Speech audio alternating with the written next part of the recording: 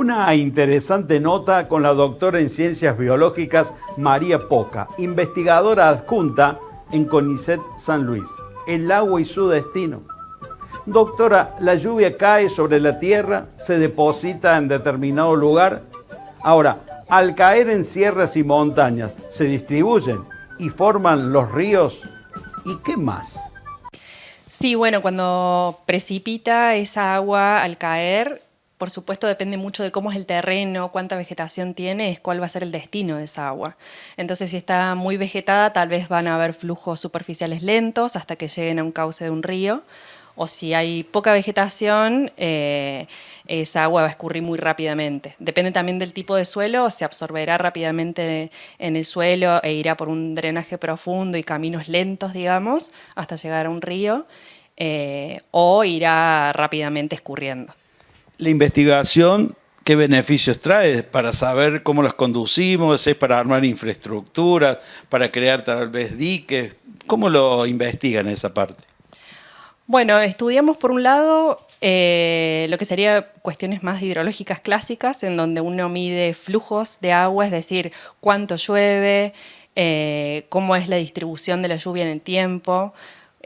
Con distintos sensores podemos medir también cómo fluctúa el agua en el agua subterránea, en las sierras, o también el agua en los ríos, cómo fluctúa el caudal de los ríos en el tiempo. Y por otro lado podemos con eso construir información sobre cómo es esa temporalidad del agua y en qué momento tenemos caudales más altos o más bajos, y por lo tanto esas cuencas están entregando más o menos agua.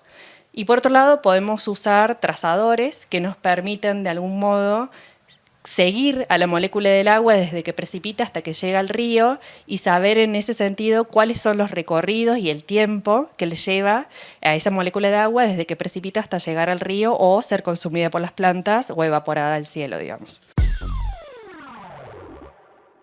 En la segunda parte de la entrevista con la especialista, le decía que todos aquellos que manejan lagos, ríos y hasta ciudades turísticas deberían tener un trabajo de investigación sobre el sistema hídrico, ¿no?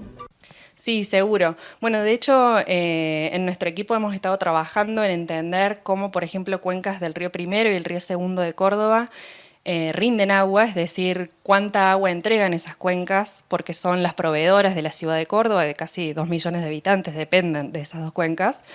Y hemos estudiado, por ejemplo, cómo es la distribución del rendimiento hídrico en esas dos cuencas que son muy grandes de todas las sierras.